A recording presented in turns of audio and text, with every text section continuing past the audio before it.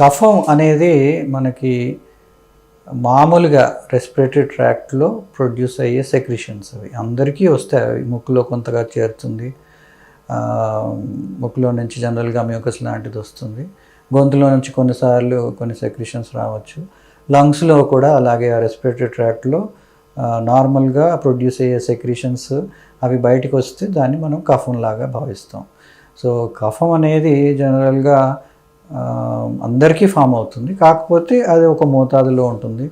అది ఫామ్ అయినప్పుడు ఎందుకంటే మనం లంగ్స్ లో ఆ వెట్నెస్ మెయింటైన్ చేయడానికి కఫం అనేది ఇంపార్టెంట్.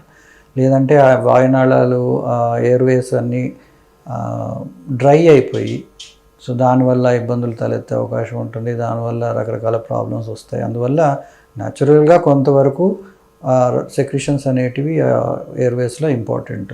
బట్ అది ఎక్కువ అయ్యి అది బయటకు వస్తుంది, దానివల్ల దగ్గు వస్తుంది. ఎందుకంటే విండ్ పైప్స్లో కఫం ఎక్కువైనప్పుడు ఆటోమేటిక్గా బాడీ దాన్ని బయటికి పంపించాలని చూస్తున్నారు, లంగ్స్ దాన్ని బయటికి తోసేయాలని దగ్గుతాయి.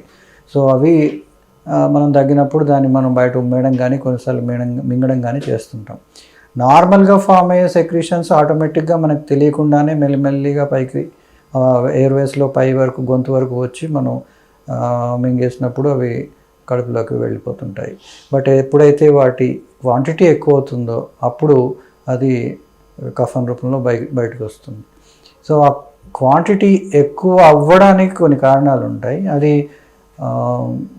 జనరల్గా అవి అబ్నార్మల్ రీజన్సే ఉంటాయి. అంటే ఏదైనా ఇన్ఫెక్షన్ సోకినప్పుడు, బ్రాంకైటిస్ లాంటి కండిషన్స్ వచ్చినప్పుడు, ఆర్ కొన్నిసార్లు స్మోకింగ్ లాంటి క్రానిక్ ఎక్స్పోజర్స్ ఉన్నప్పుడు కూడా మనకి దానివల్ల కఫం ఎక్కువ తయారై దాన్ని బయటికి మాటికి తీయాల్సిన అవసరం పడుతుంది. ఏమైనా బ్యాక్టీరియల్ కానీ వైరల్ ఇన్ఫెక్షన్స్ కానీ ఇట్లాంటివి జరిగినప్పుడు కూడా కఫం తయారై దాన్ని మనం దగ్గు ద్వారా బయటికి పంపించాల్సిన అవసరం పడుతుంది. కొన్ని రకాల అదర్ లంగ్ కండిషన్స్లో కూడా ఇట్లా కఫం ఎక్కువ తయారవడం, అది బయటికి రావడం ఇట్లాంటి పరిస్థితులు తలెత్తాయి.